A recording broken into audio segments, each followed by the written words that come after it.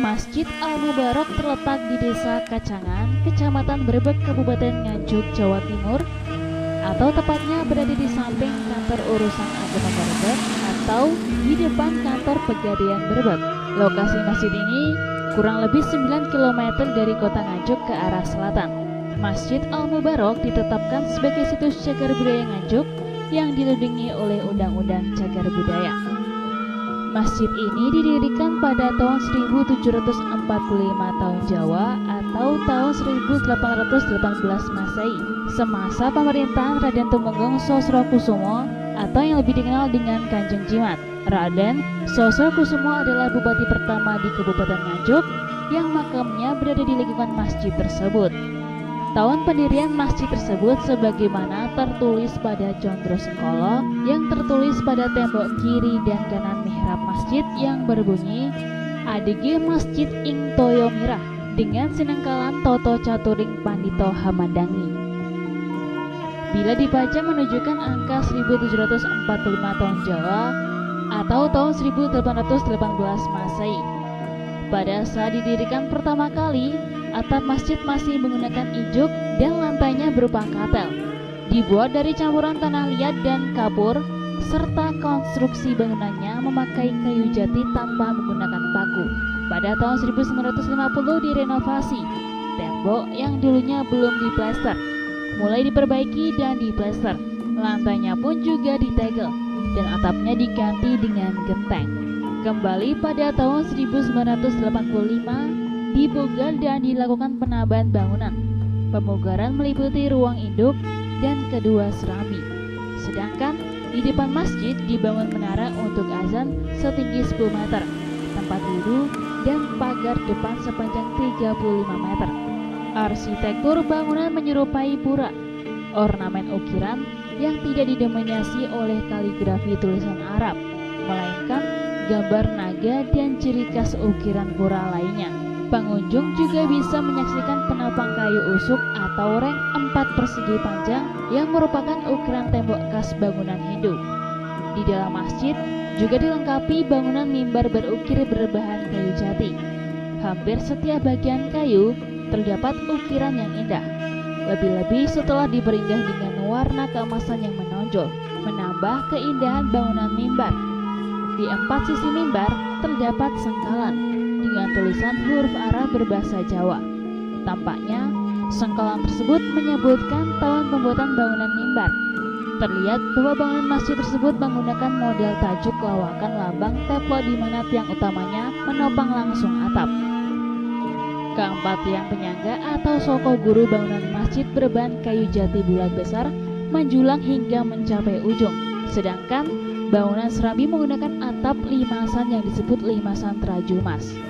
Oke, pemirsa, kita hari ini sudah di tengah-tengah Masjid Al-Mubarak, peninggalan dari Kanjeng Raden Tumenggung Sosrokusumo atau Kanjeng Jimat pada era Kabupaten Brebek. Nah, di sini kami didampingi oleh juru kunci makam Kanjeng Jimat dan kita coba untuk eksplor, kita buka pembukaan pendirian oleh apa saja yang ada di sini peninggalan era Kanjeng Jimat. Mari kita dengarkan atau kita cari keterangan dari juru kunci makam Kanjeng Jimat. Mas, tolong sampaikan bagaimana ceritanya masjid ini berdiri, terus gimana kelanjutannya? Terima kasih Mas Haris. Masjid ini dibangun kira-kira tahun 1830-an Masehi. Jadi masjid ini kalau dikatakan masjid Iban, kalau saya kira kok kurang tepat lah gitu. Kalau jadi di sini benda-benda yang ada di sini itu bisa berbicara. Jadi di sini itu mulai pembuatan ini, terus beduk, terus pintu-pintunya juga semua ada angka tahunnya. Jadi ada prosesnya pembangunan masjid ini. Jadi nggak tiba-tiba langsung berdiri gitu. Nah, Berarti ada prosesnya. ada prosesnya, betul. Berarti tiap pembuatan ini berbeda-beda tahun ya? Berbeda-beda tahun. Tapi kelebihannya di sini kan sangat jelas dilihat kan, di sini kan terdapat akulturasi budaya di sini. Iya, Budaya Hindu, budaya Buddha dan Jawa. Seperti itu Mas kira-kira.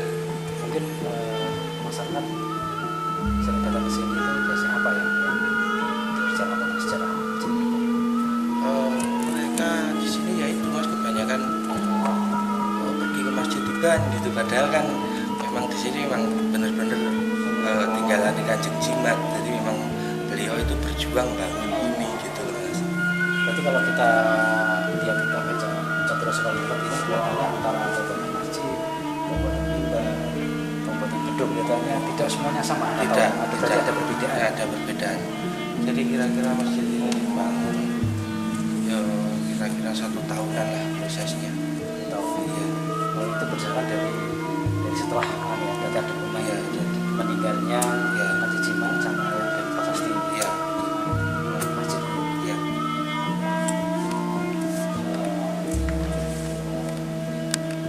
Mungkin atas mungkin gimana? Apa ada prasastinya atau Ada tegasnya? mas, ada prasastinya ada, terus mulai hari apa itu ada semua di sana. Kalau masih pengen lihat nggak apa nanti naik ke sana. Oh bisa kapan-kapan aja. Kita coba ekspor yang lain. Oke, kita jalan-jalan lagi. ngomong-ngomong. Berarti ini kan ada kesalahan Iya. antara sini sampai sini. Ah. Berarti tidak sesuai dengan yang ada di sini. Betul. Ini kan tidak ada dasarnya. Ah, Ini keterangan gimana? Padahal di sini nggak ada bisa tahun seperti ini. Iya mas, jadi kan tahun ini kan tidak cocok sama perjanjian Giyanti. Oh iya. Jadi perjanjian Giyanti itu kira-kira tahun berapa? 1955. Oh iya. Berarti ini kan sebelumnya. Berarti kan salah. Salah berarti. Terus Mas Hati kan udah juga tua juga. Berarti seperti itu. Berarti ini yang salah. Kita Iya. merujuknya di sini. Menurutnya di sini aja. Ya, juga Mas. Ya, permisa, ini barusan kami berbincang-bincang dengan salah satu juru kunci makam Kanjeng Jimat bahwasanya kita meluruskan sejarah Masjid Berbek mulai dari awal sampai akhir, bahwasanya Masjid Berbek ini sesuai dengan prasasti itu tulisannya Jawa tapi bahasanya tulisannya Arab, bahasanya Jawa. Menerangkan bahwa ini kita artikan 1760 itu kalau kita Jawa terus tahun Jawanya, kalau kita merujuk ke Masehi berarti tinggal nambah dasar utama tinggal 1832. Ini merujuk ke sesuai aturan. Nah, kalau tahun 1755 itu memang sebelumnya masih jauh. Nah, kita merujuknya ke prasasti itu 1760 itu angka tahun Jawa. Kalau kita masaikan, kita tambah berarti 1832. Nah, kita coba tadi kita mutar-mutar semua yang kita buka, ternyata antara prasasti yang ada di masjid maupun di mimbar maupun ada di mihrab maupun ada di beduk ternyata banyak perbedaan. Jadi ternyata kita simpulkan antara masjid dan yang lain-lain itu pembuatannya berbeda, tahunnya juga berbeda, waktunya juga berbeda. Dan di sini merujukan antara akulturasinya pembuatan masjid, ada Islamnya, ada Jawanya, ada Hindu-Budanya, ada Cinanya. Nah, inilah akulturasi pembuatan masjid yang istimewa yang dibuat oleh era-era Kanjeng Ratu Sosrokusumo atau Kanjeng Jimat.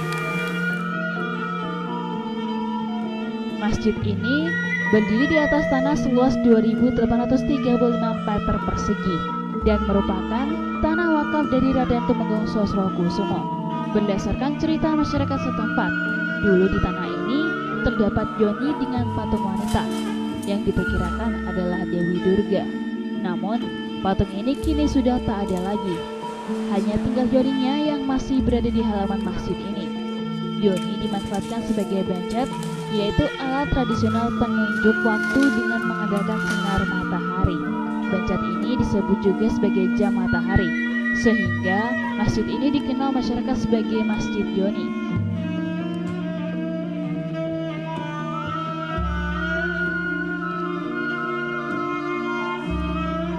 Di selatan masjid juga terdapat peninggalan kuno berupa batu asah, yaitu sebuah batu yang digunakan untuk mengasah alat-alat pertanian seperti sabit, kapak, pisau, dan lain-lain zaman dahulu. Di sekitar masjid juga banyak ditemukan artefak bersejarah seperti gentong batu, batu candi, umpak, batu bata besar, tembok, dan lain-lain. Berbagai temuan artefak tersebut mengindikasikan bahwa dulunya di lokasi ini merupakan bangunan peribadatan penganut Hindu. Namun, setelah ditinggalkan penganutnya, di atasnya dibangun masjid hingga sekarang. Sayang sekali, Masjid Al-Mubarak tidak tampil sebagaimana cagar budaya yang dilindungi undang-undang, melainkan sebagian bangunan sudah berubah menjadi bangunan modern. Karena di depan Masjid asli Al-Mubarak ditambah bangunan baru, hingga menutupi wajah masjid yang lama. Dari Nganjuk, Jawa Timur, Nganjuk TV melaporkan.